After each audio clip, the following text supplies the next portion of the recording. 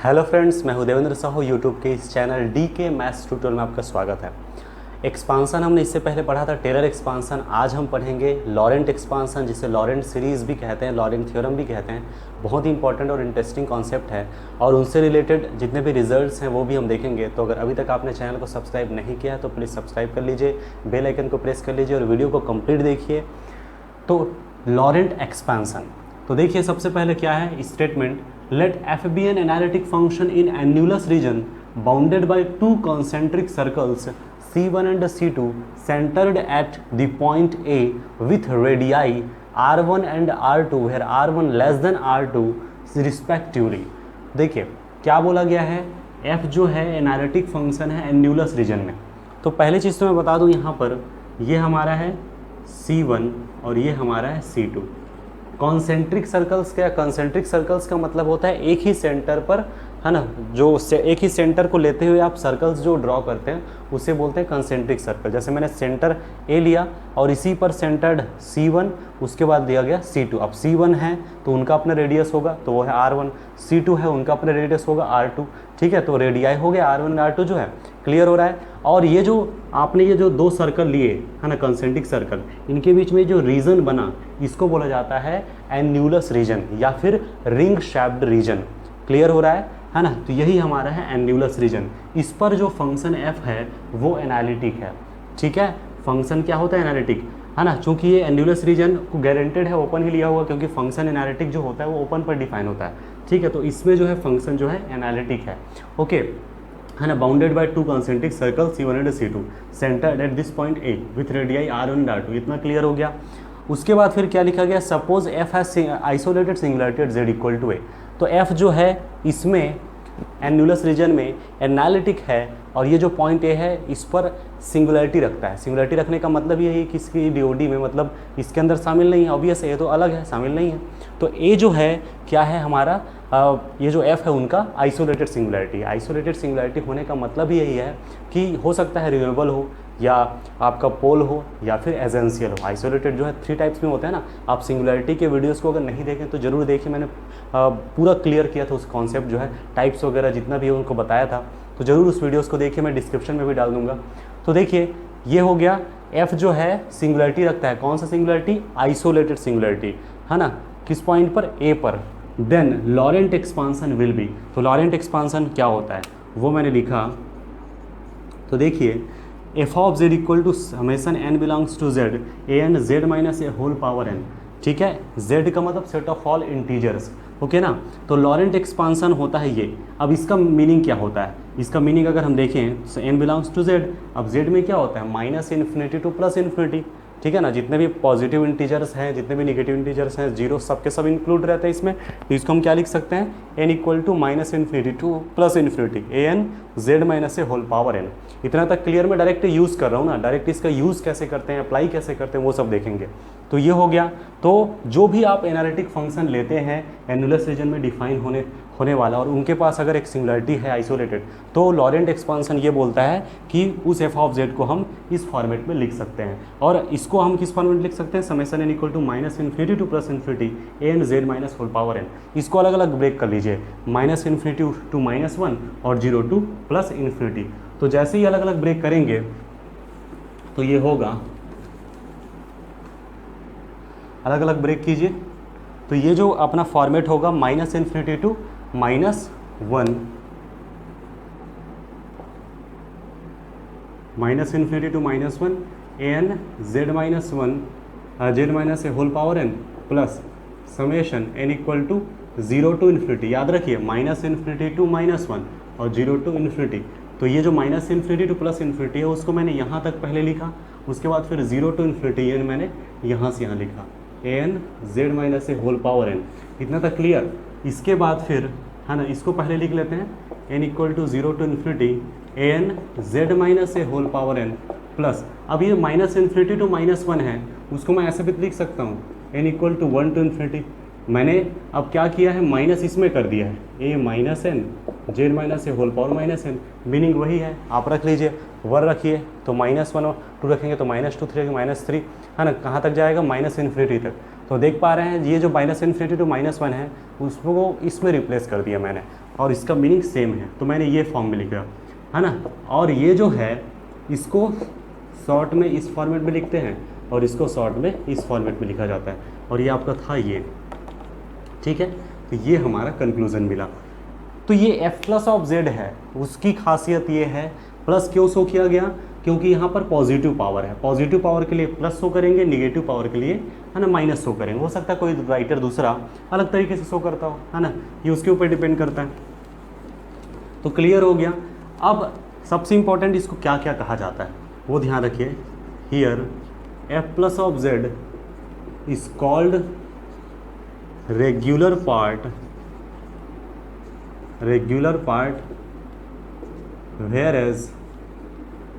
whereas f minus of z is called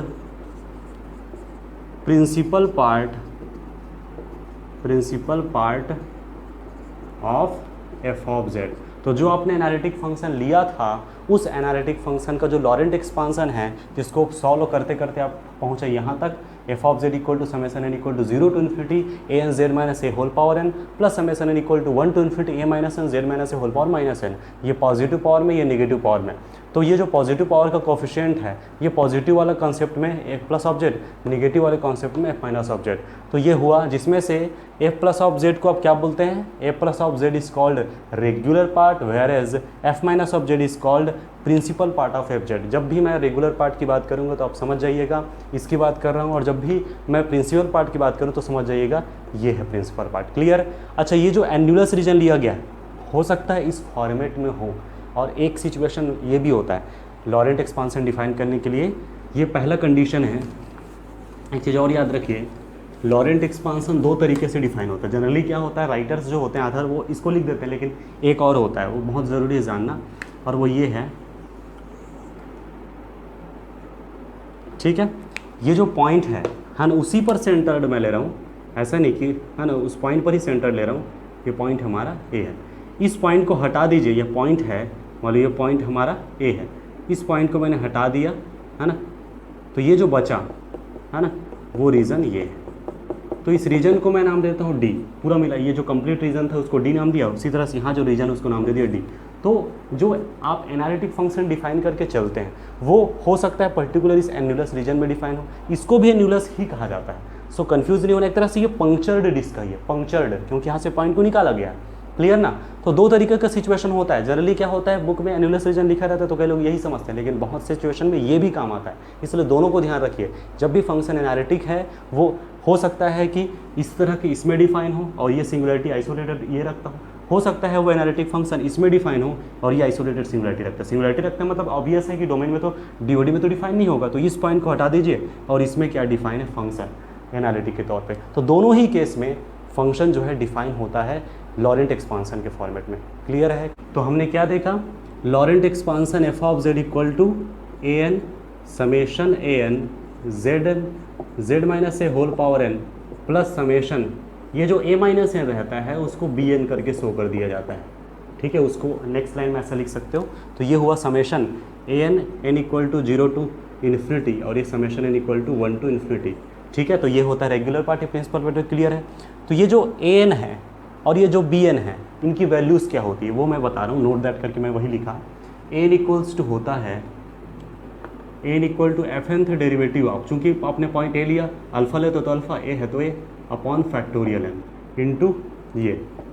और Cauchy's याद होगा, ये जो फार्मूला है मैंने कॉचीज इनइक्वालिटी के टाइम भी कहा था और टेलर एक्सपांसन में भी कहा था। हाँ बिल्कुल, इसे याद रखें। यहाँ भी ए एन इक्वल्स टू हमेशा होता है F nth derivative of a upon factorial. आखिरकार ये जो दिख रहा है ये क्या है, ये टेलर एक्सपांसन के फॉर्मेट में तो है ये। ठीक है, तो यहाँ पर ए एन क्या होगा, f nth derivative of a upon factorial n. और आपको ये भी पता है कि according to Cauchy's integral formula for higher order derivative क्या होता है, अगर इसकी वैल्यू की बात करें तो factorial n upon 2 pi i होता है। अब फैक्टोरियल को नीचे मिला लिया तो f n derivative of a upon factorial n equal to 1 upon 2 pi i integration c, जो भी आपका कर्व है उसमें f of z upon z minus a whole power n plus 1 into d z करके। इसी तरीके से अगर हम बी एन की बात करें तो बी एन हमारा है ए माइनस एन। अब डायरेक्ट माइनस एन इसमें तो डिफाइन नहीं कर सकते, लेकिन इसमें कर सकते हैं। तो ये होगा 1 upon 2 pi i integration c f of z upon z minus a whole power minus n plus one into d z. Confirm. तो फाइनली आपको याद रखना है ये होता है Laurent expansion where a n equals to this formula. ठीक है, ये फार्मूला जिसमें कॉचीज इंटीग्रल फार्मूला लगाया गया तो ये आता है, और ए माइनस एन, तो यहाँ पर एन की जगह हम क्या रखना है आपको माइनस एन। तो ये दोनों फार्मूला को आपको याद रखना है। अच्छा, लॉरेंट एक्सपांसन के एग्जांपल्स क्या हो सकते हैं, है ना, ऐसे आप कोई भी देख सकते हैं। जैसे ये हो सकता है आपका summation n belongs to z लिखते हो तो n equal to minus infinity to plus infinity f of z, तो a n to the power n z minus one whole power n। ठीक, ये हो सकता है। इसी तरीके से summation n equal to zero to infinity to two three to the power minus one z minus i power n, ये हो सकता है ना। तो ये जो मैं लिखा हूँ एग्जाम्पल, ऐसा कोई भी एग्जाम्पल हो सकता है ना। ये नहीं जरूरी नहीं है कि पूरा minus infinity to plus infinity. इस सिचुएशन में हाँ जो निगेटिव पार्ट है वो नहीं है, जीरो है समझ लीजिए। तो ये सिचुएशन है। Clear. Singularity with the help of Laurent expansion. Laurent expansion के हेल्प से आप सिंगुलैरिटी फाइंड करेंगे। ठीक है, लॉरेंट एक्सपांसन के थ्रू सिंगुलैरिटी फाइंड की जाती है। तो कैसे किया जाता है, याद होगा, अगर आप एमएससी में थे या एमएससी आप किए होंगे तो आपको पता होगा लॉरेंट एक्सपांसन के थ्रू ही आप क्या करते थे, सिंगुलैरिटी फाइंड करते थे। तो ये जो सिंगुलैरिटी होता है, पहले तो एक चीज़ तो क्लियर कर लीजिए, यहाँ जो सिंगुलैरिटी आप फाइंड करते हैं वो आइसोलेटेड सिंगुलैरिटी होता है। और we know that there are exactly three types of isolated singularity, namely removable. Isolated में सबसे पहला रिमूवेबल आता है, उसके बाद है पोल, फिर है एजेंशियल। तो ये तीन तरह की सिंगुलैरिटी आप फाइंड कर सकते हैं। तो सबसे पहले देखते हैं, let f be an analytic function in annulus region D and let f has isolated singularity at z equal to a, then Laurent expansion will be f of z equal to this plus this। तो ये तो सबसे पहले चीज़ तो ये है कि आप जो भी फंक्शन डिफाइन करते हो एनालिटिक होगा एन्युलस रीजन में। और एन्युलस रीजन जस्ट जिससे पहले मैंने बताया था दो तरीके का सिचुएशन होगा, एक पंक्चर्ड वाला कंडीशन हो सकता है, ये प्योरली एक हो सकता है रिंग शेप्ड रीजन वाला। दोनों को ही मैंने एन्युलस के अंडर में ले लिया। ठीक है ना। और z इक्वल टू a है जो आपका आइसोलेटेड सिंगुलैरिटी है, तो इसी ए के बारे में हमें फाइंड करना है। तो आपका लॉरेंट एक्सपांसन इस फॉर्मेट में डिफाइन होता है। ठीक है, अब जो भी फंक्शन हमारे पास दिया हुआ है उनका लॉरेंट एक्सपांसन करना है, और लॉरेंट एक्सपांसन करने के बाद आपको ये बताना है कि ये कौन सा सिंगुलैरिटी रखता है। वही चीज़ मैं लिख रहा हूँ। यहाँ पर 3 पॉइंट्स हैं, तीनों पॉइंट को अच्छे से ऑब्जर्व कीजिएगा। सबसे पहला नंबर का पॉइंट है, if Laurent expansion contains only regular part of f of z then z equal to is removable singularity of f of z. क्या बोला गया है, जो भी आपको फंक्शन दिया गया है उनका आपने लॉरेंट एक्सपांसन किया। लॉरेंट एक्सपांसन करने के बाद आपको ये पता चल रहा है कि वहाँ केवल रेगुलर पार्ट है, वो मतलब केवल पॉजिटिव पावर वाला है पार्ट, मतलब केवल ये पार्ट अगर बिलोंग करता है, ये नहीं है जो आपने एक्सपांसन किया है उसमें केवल ये पार्ट है, ये नहीं है। ठीक है ना, केवल रेगुलर पार्ट है। तो समझ लीजिए उस समय जो z इक्वल टू ए जिसे आपने सिंगुलैरिटी बोला था आइसोलेटेड, वो क्या होगा, रिमूवेबल सिंगुलैरिटी होगा। कन्फर्म हुआ। अब देखिए सेकंड और थर्ड केस क्या होगा। Second point, if Laurent expansion contains finite terms of principal part of f of z then z equal to a is pole of highest order of 1 upon z minus a. ठीक है, क्या बोला है, Laurent expansion of f of z contains finite terms of principal part of f of z. मतलब जो function F of Z है उसका जब हम लॉरेंट एक्सपांसन करेंगे तो जो लॉरेंट एक्सपांसन है वो फाइनाइट टर्म्स में किसको कंटेन करना चाहिए, प्रिंसिपल पार्ट को। मतलब रेगुलर पार्ट का यहाँ कोई इन्फॉर्मेशन नहीं है, प्रिंसिपल पार्ट एग्जिस्ट होना चाहिए, वो भी फाइनाइट टर्म्स में। तो समझ लीजिए उस समय पोल एग्जिस्ट होगा, और जो पोल होगा उनके बारे में बताया गया कि z equal to is pole of highest order of 1 upon z minus a. अब प्रिंसिपल पार्ट रखेगा निश्चित तौर पे 1 अपॉन z माइनस ए का फॉर्मेट रहेगा। z माइनस ए का निगेटिव पावर का मतलब क्या है, 1 अपॉन z माइनस ए का फॉर्मेट रहेगा ना। तो जो 1 अपॉन z माइनस ए का जो भी हाईएस्ट पावर है, जैसे 1 अपॉन z माइनस ए का होल स्क्वायर है मान लो, तो इसका मतलब z equal to pole of order 2। अगर होल पावर 5 तक जा रहा है तो समझ लीजिए कि है ना वो z इक्वल टू जो होगा पोल ऑफ ऑर्डर 5 हो जाएगा। कन्फर्म हो रहा है। एग्जाम्पल लूँगा वहाँ से क्लियर भी हो जाएगा।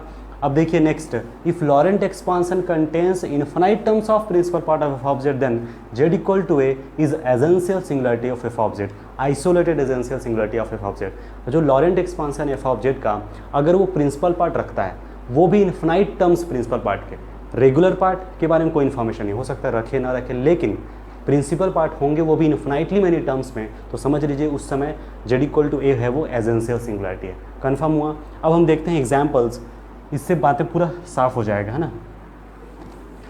तो तीनों पर हम एग्जांपल्स देंगे। सिंगुलरिटी निकालना है ना, एक तो मैंने पहला जो तरीका बताया था वहाँ, उस तरीके को तो बिल्कुल दिमाग में सेट रखना है, लेकिन कई जगहों पर इनका भी बहुत इंपॉर्टेंट रोल प्ले होता है, स्पेशली जो एजेंशियल सिंगुलरिटी है उसको निकालने के लिए परफेक्ट मेथड है ये, है ना। और रेसिड्यू के कॉन्सेप्ट में भी ये काम आएगा। तो सबसे पहले एग्जांपल हम लेंगे f of z equals to sine z upon z. Okay, तो जेड इक्वल टू 0 पर देखना है। तो देखिए 1 upon z sine z expansion कीजिए, z minus z cube by factorial 3 plus z power 5 by factorial 5 plus minus and so on 1 upon z अंदर से multiplication कीजिए, 1 minus z square by factorial 3 plus z power 4 by factorial 5 minus and so on, है ना।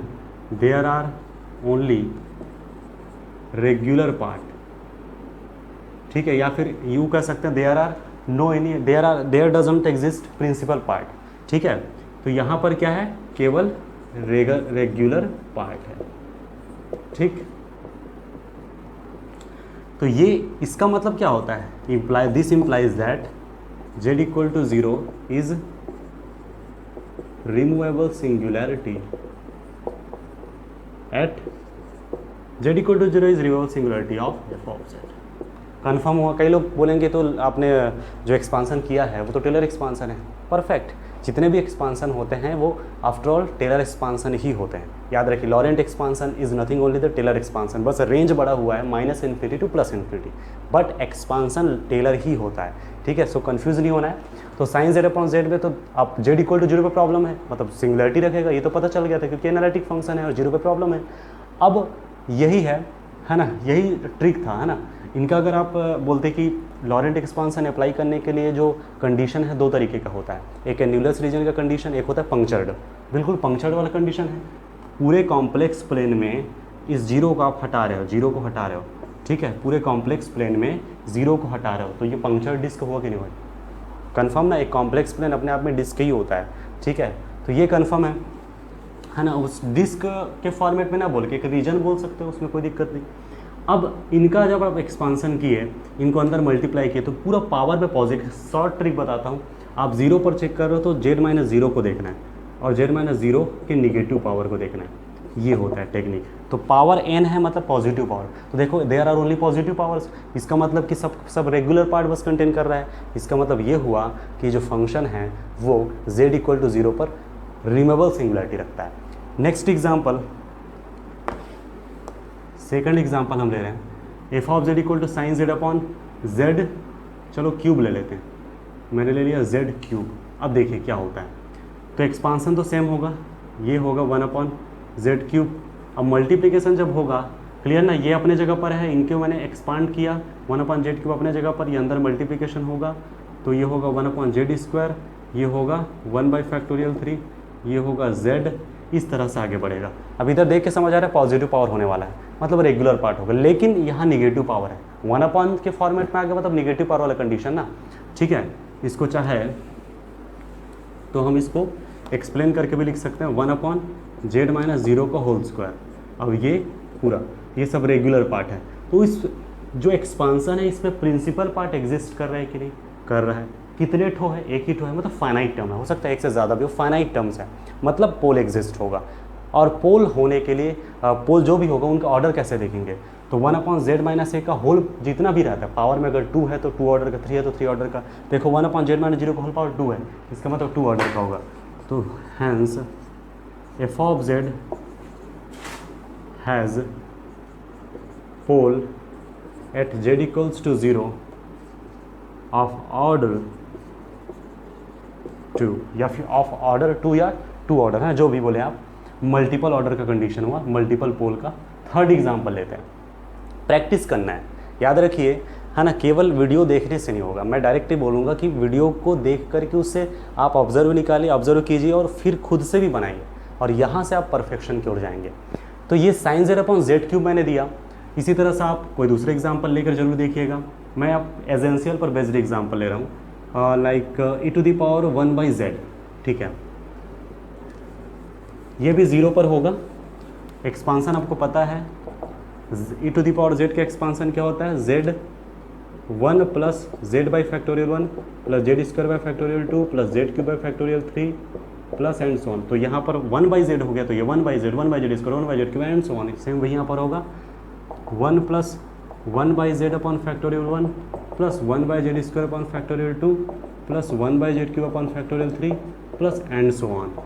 अब देखिए अगर आप देखेंगे इसको और क्या लिखे है ना, देखिए निगेटिव पावर होगा, चाहे तो आप इसको जेड इनवर्स है ना इस फॉर्मेट में भी लिख सकते हैं। देख सकते हैं आप कि ये जो है पूरा निगेटिव पावर में जा रहा है।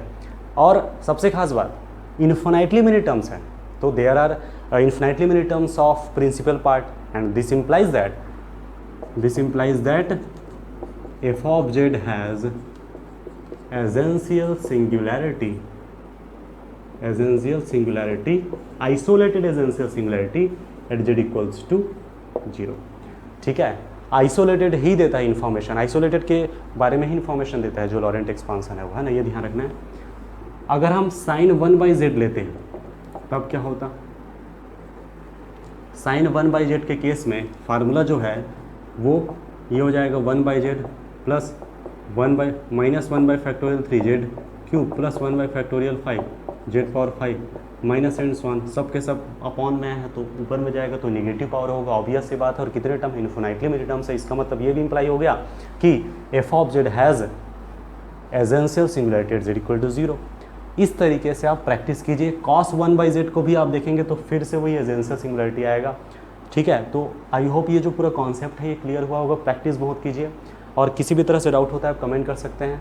ठीक है, तो अगर वीडियो पसंद आए तो लाइक कीजिए, अपने फ्रेंड्स को शेयर कीजिए ताकि उन्हें भी इस वीडियो से फ़ायदा हो सके। और अभी तक आपने चैनल को सब्सक्राइब नहीं किया है तो प्लीज़ सब्सक्राइब कर लीजिए, बेल आइकन प्रेस कर लीजिए। तो आज के लिए इतना ही। Thank you for watching this video.